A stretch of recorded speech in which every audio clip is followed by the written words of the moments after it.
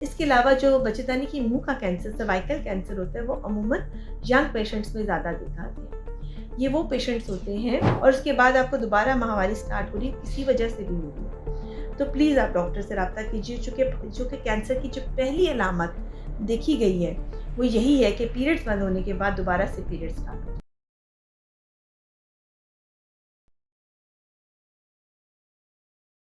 अस्सलाम वालेकुम। आज हम बात करेंगे कि बच्चेदानी में अगर किसी को कैंसर यानी रहम का कैंसर है, तो उसकी क्या अलामत हो सकती हैं? और अगर बच्चेदानी के मुँह का कैंसर है, तो उसकी क्या अलामत हो सकती हैं? जो बच्चेदानी का कैंसर है, वो अमूमन देखा गया है कि 50 साल की उम्र के बाद आता है और इसके अंदर यूजुअली पेशेंट के पीरियड्स बंद हो गए होते हैं और उनमें दोबारा से जो पीरियड्स हैं, वो स्टार्ट हो जाते हैं। लोग हमारी इसको वीडियो को मैं शायद पहले भी बना चुकी हूँ, दोबारा बनाने का मकसद मेरा एक रीसेंट पेशेंट के साथ एनकाउंटर था, जो कि अपनी इलामात को नॉर्मल समझती थी। मेरी एक मरीज़ा जिनकी अभी हमने रिसेंटली सर्जरी की है, वो जब मेरे पास आई तो वो कोई 4-5 साल गुज़ार चुकी थी, इन्हीं प्रॉब्लम्स के साथ कि उनको पीरियड्स बंद होने के बाद मुसलसल ब्लीडिंग जारी थी और वो जिससे मशवरा करती थी, तो वो उसको ये कहते थे कि ऐसा तो हो जाता है और वो मशवरा जो था वो अपने ख़ानदान में ही ज़्यादा कर रही थी। जिसकी वजह से उनको ये पता लगा कि ये चीज़ें नॉर्मल हैं। तो मैं आपको ये क्लियरली बता दूँ कि अगर आपके पीरियड्स को बंद हुए हुए 1 साल हो चुका है और उसके बाद आपको दोबारा महामारी स्टार्ट हो रही है, किसी वजह से भी होगी, तो प्लीज़ आप डॉक्टर से राब्ता कीजिए चूँकि कैंसर की जो पहली अलामत देखी गई है, वो यही है कि पीरियड्स बंद होने के बाद दोबारा से पीरियड्स स्टार्ट। सो अगर पीरियड्स बंद होने के बाद दोबारा पीरियड स्टार्ट होंगे तो फौरी तौर पर राब्ता कीजिए, तो उस वक़्त उसका इलाज करवा लीजिए। बजाय ये कि इतना लेट हो जाए कि कैंसर मुकम्मल तौर पर आपके यूट्रस को तबाह कर दे या फैल जाए और फिर इलाज मुश्किल हो जाए और फिर शवाओं की भी ज़रूरत पड़ती है और टीकों की भी ज़रूरत पड़ती है, कीमोथेरेपी की भी ज़रूरत पड़ती है। लेकिन अगर आप बर वक़्त डॉक्टर के पास चले जाते हैं, वो इसका इलाज कर देते हैं, तो आप इन सारी चीज़ों से बच जाते हैं।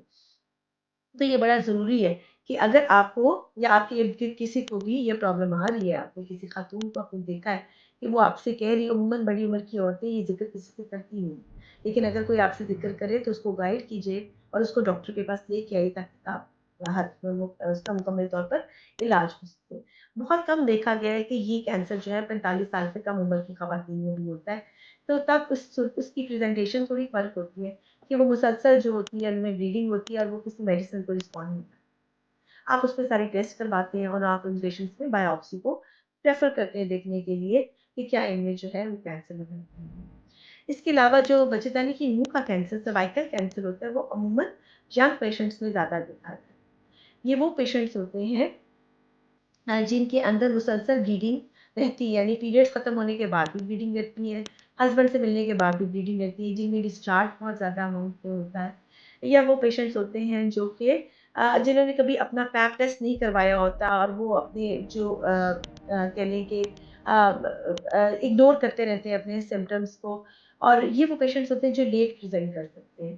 तो ऐसे पेशेंट्स अगर आपको इस तरह के सिम्पटम्स हैं कि आपको हस्बैंड से मिलने के बाद भी ब्लीडिंग की शिकायत रहती है या आपकी इन्फेक्शंस क्योर नहीं हो रही हैं या फिर आपके जो है वो पीरियड्स के दरमियान भी स्पॉट लगने का सिलसिला जारी रहता है। तो ऐसी सूरत हाल इनका तो इलाज और भी आसान है।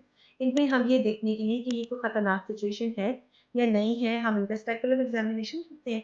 एक छोटा-सा टेस्ट आपको निकाल देते हैं जिसे पैप टेस्ट कहते हैं और उसमें पता चल जाता है कि ये कोई परेशानी की बात है या नहीं। ज़्यादातर केसेज़ में ये नॉर्मल ही आ रहा होता है, बहुत कम केसेज़ हैं। लेकिन इसको करवाने का फ़ायदा ये है कि बड़ी अर्ली स्टेज के ऊपर, बहुत अर्ली स्टेज के ऊपर अभी कैंसर नहीं बना होता, यानी प्री कैंसर स्टेज के ऊपर चीज़ों को डिटेक्ट कर लेता है और उसी वक़्त ऑपरेशन के बगैर भी इसका इलाज मुमकिन है। सो इस वीडियो को जितना मुमकिन हो उतना फैलाइए ताकि लोगों तक ये इन्फॉर्मेशन पहुँचे। बहुत सारा ख़्याल रखें।